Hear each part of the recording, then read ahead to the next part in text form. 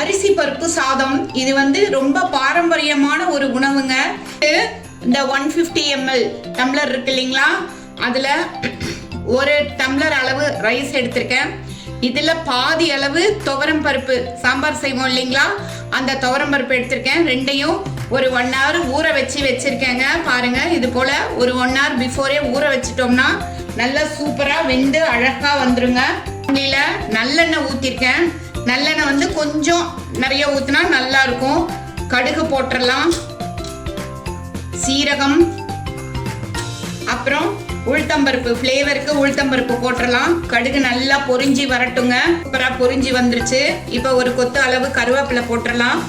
சிகப்பு மிளகாய் 3 மிளகாய் இது மாதிரி பிச்சு வச்சிருக்கேன், அது போட்டுடலாம். ஒரே ஒரு பச்சை மிளகாய் இது மாதிரி ஸ்ப்ளிட் பண்ணி வச்சிருக்கேன், அதையும் போட்டுடலாம். போட்டுட்டு இதுக்கு சின்ன வெங்காயம், பெரிய வெங்காயம் எது வேணா போடலாங்க, நம்மளோட ஆப்ஷன் தான். சின்ன வெங்காயம், மீடியம் சைஸ் சின்ன வெங்காயம் ஒரு 2 இது மாதிரி கொஞ்சம் பெரிய கியூப்ஸா கட் பண்ணி வச்சிருக்கேன், அதையும் போட்டுடலாம்.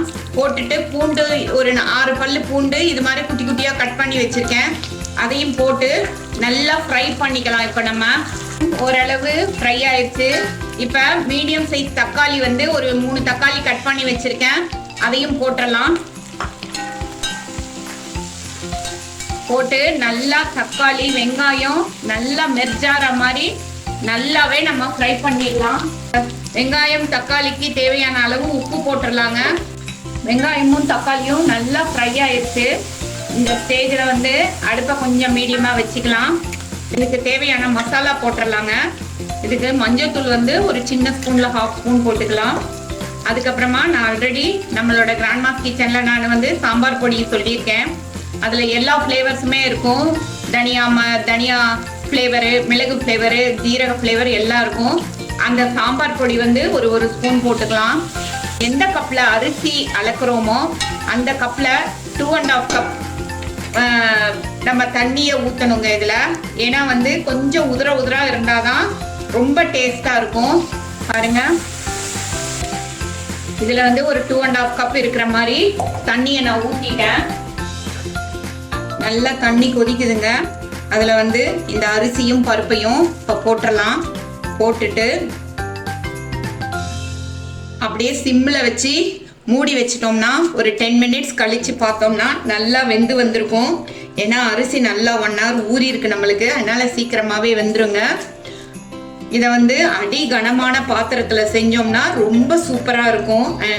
அடி பிடிக்காது, செய்யாது. நான் அதனால தான் அடி கனமான பாத்திரத்தில் செய்கிறேன்.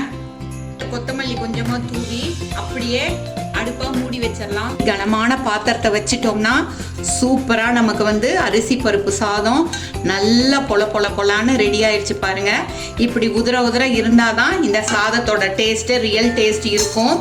இதுக்கு மேல வந்து இன்னும் இதுக்கு வந்து அடிஷனலா டேஸ்ட் கொடுக்கறது வந்து இந்த கீயை நல்லா ஒரு ஸ்பூன் ஊற்றிடலாம். அந்த பருப்பு, சாதம், கீ எல்லாம் அப்படியே ஃப்ளேவர் சேர்ந்ததுன்னா அவ்வளோ ஒரு ரிச்சான டேஸ்ட் கொடுக்கும். அதுக்கு மேலே வந்து கொத்தமல்லியை தூவி நம்மளோட அரிசி பருப்பு சாதத்தை ரெடி பண்ணிடலாம். இது லஞ்ச் பாக்ஸ் ரெசிபியாகவும் யூஸ் பண்ணிக்கலாம், இல்லை நம்ம ட்ராவலுக்கு போகிறப்ப எடுத்துகிட்டு போகிறதுக்கும் ரொம்ப சுவையாக இருக்கும். எனர்ஜியை கொடுக்கு, ப்ரோட்டீன் ரிச்சு, ஒரு கம்ப்ளீட் ஹோல் ஃபுட்டு. இந்த அரிசி பருப்பு சாதம், கொங்கு நாட்டு ஸ்பெஷல் அரிசி பருப்பு சாதம் சூப்பராக ரெடி.